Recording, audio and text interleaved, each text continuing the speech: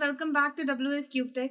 So guys, in our previous few sessions, we learned about functions, we learned about parameters, arguments, we learned about local and the global variables, we covered what is recursion, and we also learned about our lambda function in Python.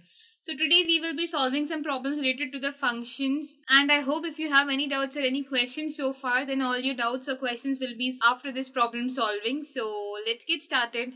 So here I have mentioned 5 problems over here. First one says write a function to find the maximum of 3 numbers in Python. Write a function to create and print a list where the values are square of numbers between 1 and 30. Write a Python function that takes a number as a parameter, and then we have to check if that number that is there in the parameter, that means when we pass the value to that parameter, if that number is a prime number or not. Write a Python function to find the sum of all the numbers in the list. In this, we will be doing it with the 2 methods, one with normal function and once we will be doing it with the recursion as well. Write a Python program to solve the Fibonacci sequence using recursion. We have already solved this Fibonacci series using loops. Today we will be learning it how it can be done using the recursion. So let's get started over here. We'll be starting with the question number 1, which says write a function to find the maximum of 3 numbers in Python. Before that, if you want to become a successful data analyst and if you want to learn from our experts live, then you can call on the given number or you can fill the form that is provided in our description. Not just that, with our every batch you will be getting 2 demo classes for free. So for this I'll be creating a function over here, definition maximum, open close the bracket. Now we know that we need to find it between the 3 numbers, so we will be needing 3 parameters over here. So I'll be writing value 1, comma, value 2, comma, value 3.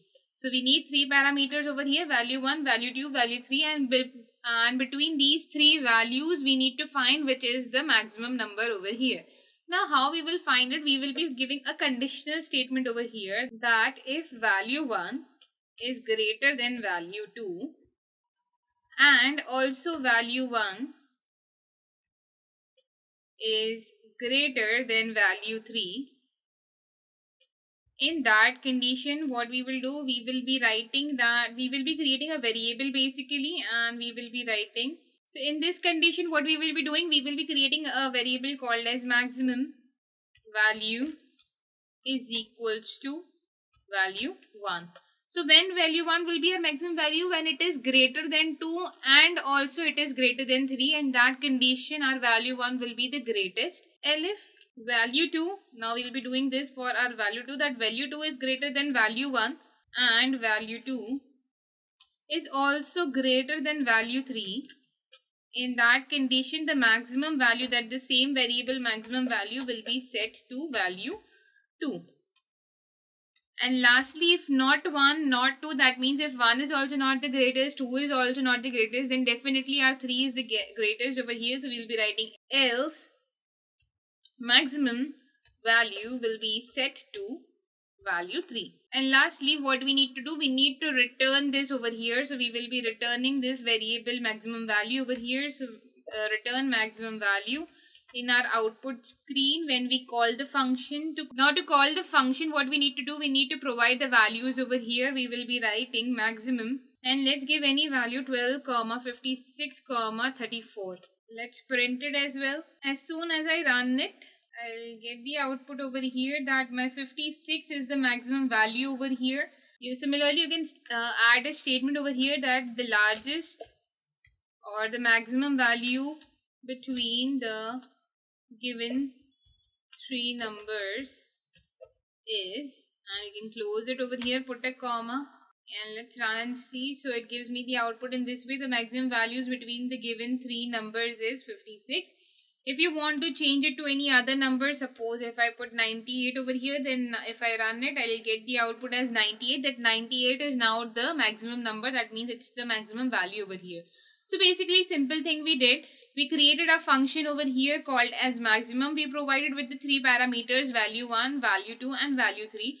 Then using the conditional statements, we found out which value was greater, that value 1. If the value 1 is greater than value 2 and also value 1 is also greater than value 3, in that case, we have created a variable called as largest. Inside that variable, we have set the value 1. Now, if value 2 is greater than value 1 and value 2 is also greater than value 3, In that condition, the variable maximum value will be set to value 2. That means the value which is greatest over here would be value 2. And else, if it is not 1, not 2, then definitely it's value 3. So maximum value has been set to value 3. After this, we have returned the maximum value, because from this function, what we want the maximum value over here. So we inside the return statement, we have written maximum value and then we have printed it down. So basically, this is how it can be done over here. Moving ahead to our next question over here says, write a Python function to create and print a list where the values are square of numbers. So here we have to create a list in which the values which we will be providing inside the list will be the squares of all the numbers from 1 to 30. So what we need to do over here is, we can clearly see we need 1 to 30 numbers. So 1 to 30, that means we have been provided with the range over here, and the range comes in our for loop. So we will be using our for loop over here to iterate it and add the values. So first of all, we will start with creating a list over here. That definition create list. And I will not be providing with any parameter over here, because all I need to do is iterate through a for loop and add the values inside the list. So as we need a list over here, I'll be creating a list over here.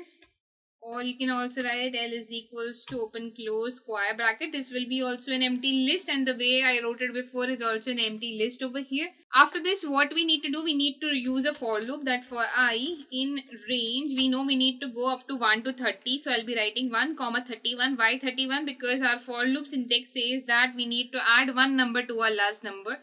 And what we need to do, we need to add these values, the squares of these values inside our list. So we'll be writing L dot append.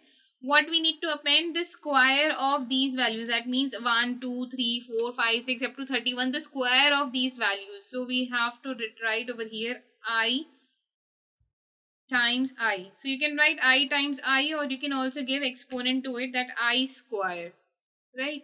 And in the end, what we will be doing, we will be returning the list over here. So return L, and lastly print create list. And let's run and see what output we get. We can clearly see that we have got the square of all the numbers up to 1 to 30. So for starting with 1, and the square of 30 would be 900 over here. So all the values have been provided from 1 to 30 over here. So we have used a very simple method over here of functions, inside which we have used list, and also we have used our for loop over here. So basically we have created a list which is an empty list. Then we have used for loop to iterate inside the list. That means if we wanted to add values inside the list, I need a range over here that was given 1 to 30. And every time we have appended what? We have not appended I over here. We have appended the square of I over here every time inside the list. And lastly, we have returned the list over here, and then we have printed it down in the end while calling the function. Moving ahead to our next question over here, that our next question says that write a Python function that takes a number as a parameter and check if the number is prime or not. So we will be taking a parameter over here to check if a number is prime or not. So definition prime, and inside I'll be writing number 1. So I'll be taking this number as a parameter over here, and then we'll be checking for it. Now how to check if a number is prime or not? Our first condition over here says that if a number is equal to 1, then it is not a prime number. So we will be writing if this number 1 is equals to 1. In that condition, we will print it is not a prime number. Also, we know that if a number is 2, then yes, it is a prime number. Not talking about all the numbers greater than 2 over here. What we will be doing, I'll be giving a condition that I'll be using a for loop over here to iterate up to that number. I'll be using elif over here because we can use elif. And lastly, we will be using else. So what we will be doing basically over here, this else will be containing for all the other numbers. For 1 and 2 we have written. For 1 we have written that it is not a prime number. For 2 we have written already it is a prime number. But what about all the other numbers? For that we will be using a for loop over here to go up to that number. So whatever this number is, let's say this number is 11. So what we will be doing, we will be iterating up to 11. From 2 to 11 we will be iterating.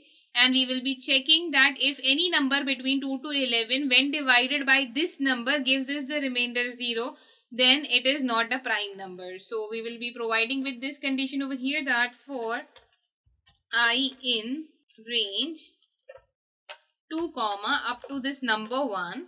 If whatever our number is, when it is divided by I and it gives the remainder 0, in that condition we will be printing it is not a prime number, else we will print it is a prime number. And lastly we will be printing the function, and lastly we will be calling the function by writing prime.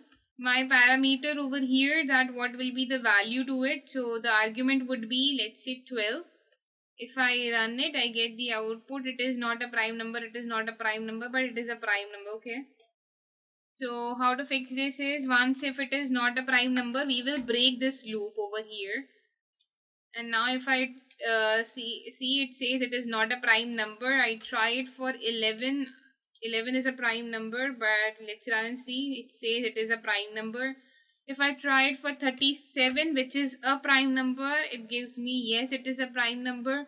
If I write it for 36, which is not a prime number, then it will tell me it is not a prime number. Similarly, R1 will give us it is not a prime number, and 2 will also give us it is a prime number. So this is how basically we have done it.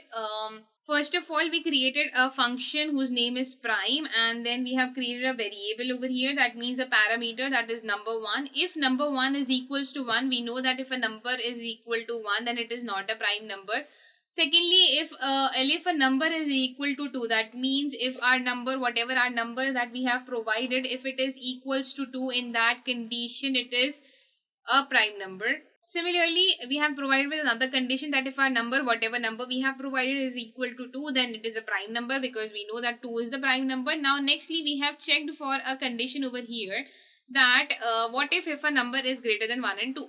So that means what we will be doing for those number, we will be using a for loop over here, that for I in range, we will be iterating from 2, starting from 2 and going up to that number. So suppose our number is, let's say 13 over here. So it will iterate from 2 to 13. That means 2, 3, 4, 5, 6, 7, 8, 9, 10 up to 13.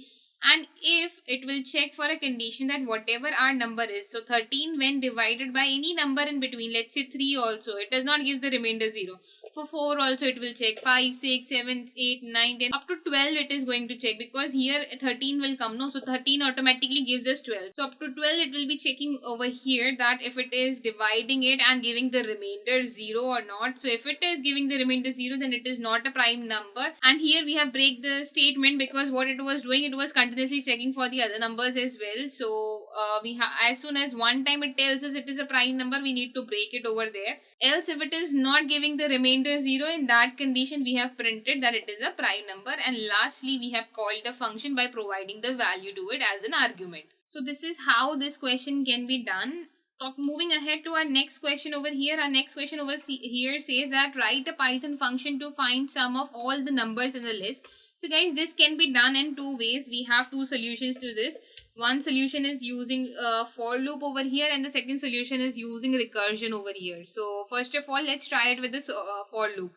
So I'll be writing solution 1 with for loop and solution 2 using recursion. So first of all, doing it using a for loop, all we need to do is create a function, definition add, and I'll be providing with numbers over here.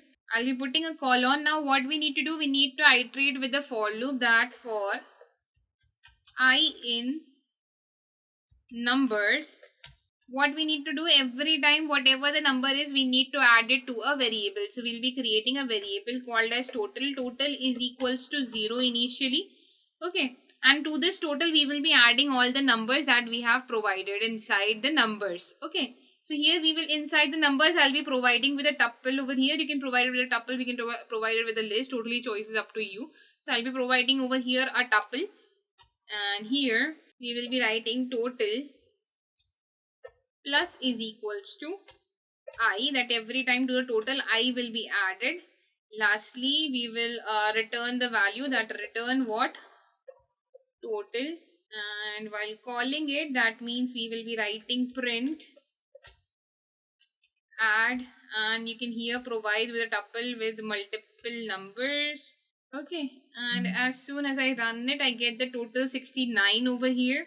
And if you want to provide a string over here that the total of the given numbers is, and I'll put a comma over here, and as soon as I run it, I get the output that the total of the given numbers is 69 over here. So simple thing we have done over here, we have created a function. Inside we have created a variable called as total. We iterated it with the for loop over here, that for I in numbers, so whatever numbers we will be providing. So here we will be providing a tuple of numbers. That's why I have created a tuple over here.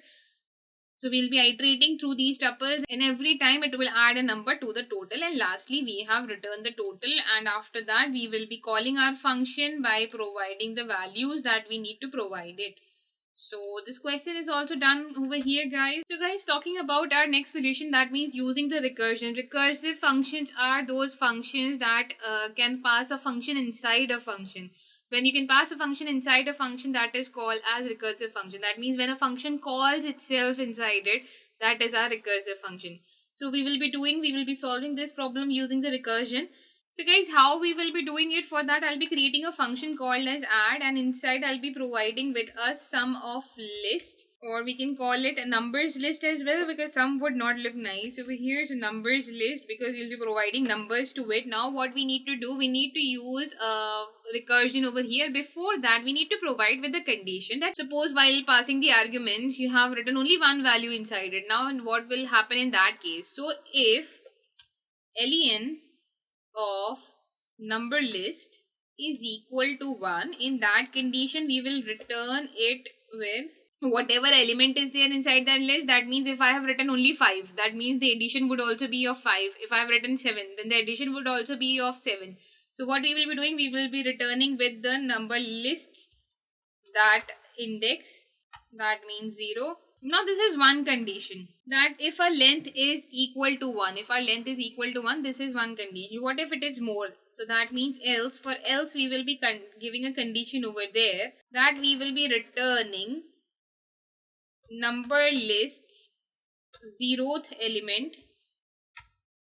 That means we will be writing the 0th element over here, plus what we will be doing. So suppose our list is, I'm considering a list over here first of all, that I'll be returning add, and here inside I'll be passing a list of 2, 4, 6, 8, 3, 6.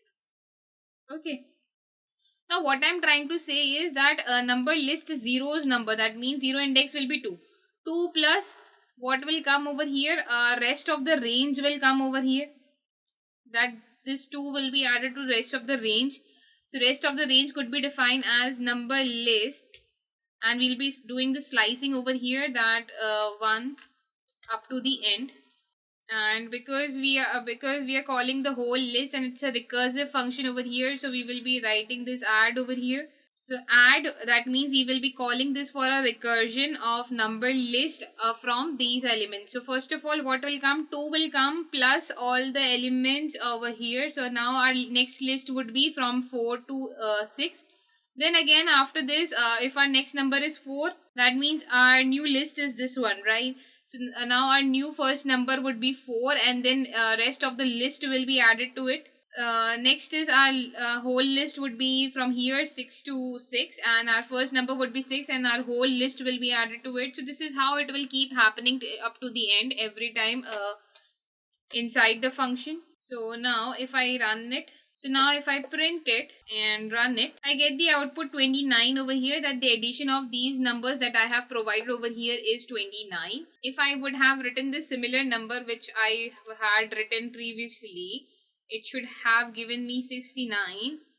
Let's see if it works with this method as well. So if I write the same numbers over here, it gives me 69. That means it is correct over here. That means both the methods are working properly. In this method, try to understand it again, that what I have done basically, I have created a function called as add. I have created a list over here of numbers that I'll be passing in the end. Next, I have created a conditional statement that if the length of this number list is 1, that means suppose over here I would have written only 5. It would have given me with 5 only. Why? Because what I have given, that if the length of this number list is equals to 1, in that case, whatever is there on the index 0, return with it. No matter which number it is, just whichever number is there inside it, return with it. Because if there is only one number inside the list, that means if there is only 5, then the sum of all the numbers will also be 5 over here. Next we have written if it is not 1, it is more than that. That means in the else condition, what we will be doing, we will be returning it with this formula, that our number list on number 0. That means 0th element is right now 12th, and 12 plus what we will be doing, we will be calling this whole function again with the new list. What will be the new list? Starting from 1 up to the end. That means we will be doing our slicing, that starting from the 1 value and up to the end. Now what will happen, this 12 will be there with us inside the total. Okay, after this our new list is 4 to 10. That means again we will be providing a recursion on this. That means 4th will become our number over here, so 12 plus 4 will become 16. So 12 plus 4 will become 16 over here, and a new list that will be added to it would be this for our recursion. Then again a new number will be added, that means 5, and this whole list will be provided for the recursion. So this will keep happening up to the end, and as soon as it stops, it provides us with the return in total. That means whatever the addition is. So I hope guys these two methods are clear to you. Moving ahead to our next question over here. So guys, our fifth question over here says write a Python program to solve the Fibonacci sequence using recursion. Let's have a look with the help of an example over here. So what we need to do, first of all we know what is Fibonacci series. It starts with 0 and 1. So 0 plus 1 will become 1. Fibonacci series means the addition of preceding two numbers will be our next number. So 1 plus 1 will become 2 over here. These two numbers, that means if I add these two, it would give me 3. If I add these two, it would give me 5. If I add 3 plus 5, it would give me 8, and it keeps on going on, so on like this, right? So to solve Fibonacci series means what? We need to find the addition of these two numbers. If I have provided Fibonacci series up to 7 numbers, so I have written 1, 2, 3, 4, 5, 6, 7. So what I need to do, basically I need to find the addition of these two numbers, that what these two numbers will give up to the range of 7. If I have a Fibonacci series, what the last two numbers, that means what will be our next number over here. I need to find that over here. Okay, how I will be finding that? First of all, talking about n is equals to 1. Suppose a person has provided that the value of n is equals to 1. In that case, the first value would be 0, right? So we will be returning it with 0. Similarly, if a person has provided with 2, that means they need two values over here, then we will simply return it with 1. Now what if a person has provided with 3, that means n is equals to 3, that means 3, this one will be what? This one will be the addition of this and this. So this value lies, so addition of this and this would be what? N is 3 minus 1, that would be our 2, plus n minus 2, that means 3 minus 1 gives us 2, so that means n minus 2 over here. That means this value would be what? N minus 2, which will give us what? N is equals to 3. That means 0 plus 1 will give us 1, right? Similarly, if I consider a case over here, that if my n is equals to 7, right? So n of 7 would be what? N of 7 would be, according to our formula, n minus 1, that would be our n of 6, whatever our sixth value is, plus n minus 2, that whatever our fifth values is. So sixth value over here is 1, 2, 3, 4, 5, 6, 5, and our seventh value plus 3. So that means here 5 plus 3 will become 8, which will give us our value, that up to the 7th number, till 7th number over here, we will get the output 8. So now what we will be doing, we will be applying this same formula in our Python. So I'll be writing over here definition, Fibonacci series. For Fibonacci series, I'll be writing fs. In fs, I'll be not passing any function, but in fs, I will be passing a parameter over here. That would be our n. I'll put a colon over here. Now we will be providing with our first condition, that if n is equals to 0, in that condition we will return with 0. If I talk about 0 over here, if I talk about 2 over here, that if n is equals to 2, that means two numbers. So the addition of so the two numbers over here would be what? 1. That means the addition of these two numbers would be 1. So we will be returning 8 with 1. Now talking about else, that means if it is not 0, not 1, then what it would be. We will be talking about that. For that, we will be using our recursion method over here, that return with what? We will be returning with the Fibonacci series up to n minus 1. That would be plus Fibonacci series up to n minus 2. According to our formula, this is how it should be done. And I'll be enclosing the whole inside a bracket. Now to call this function, I'll be writing fs, and fs of up to 7 numbers. So this thing should give me 8 over here, because we know we can clearly see the last 2 numbers. That means up to 7. The last 2 numbers are 5 and 8. So if I run it, that means n minus 1 would be 5. Plus n minus 1, 2 would be our 3, and if I add it, I should get the output 8 over here. So if I run it, I get the output 8. That means it is working properly. What I meant to say over here was that if our n is equals to 7, and here n minus 1 would be, so 7, 1, 2, 3, 4, 5, 6, 7, n minus would be 5 plus n minus 2. That means our n minus 2 would be what? 7 minus 2, that means 3. That means over here 3. So it would give us with 8 over here. So that's why it's giving us with 8. Similarly, if I would have written 8 over here, it would have given me 13, because 5 plus 8 would become 13 over here. So this is how you can solve Fibonacci sequence using recursion. So I hope guys you have no doubts and no questions after this problem solving. In our next module, we will be starting with a complete new topic. That would be modules. So stay connected guys, and I'll see you in the next session. Thank you.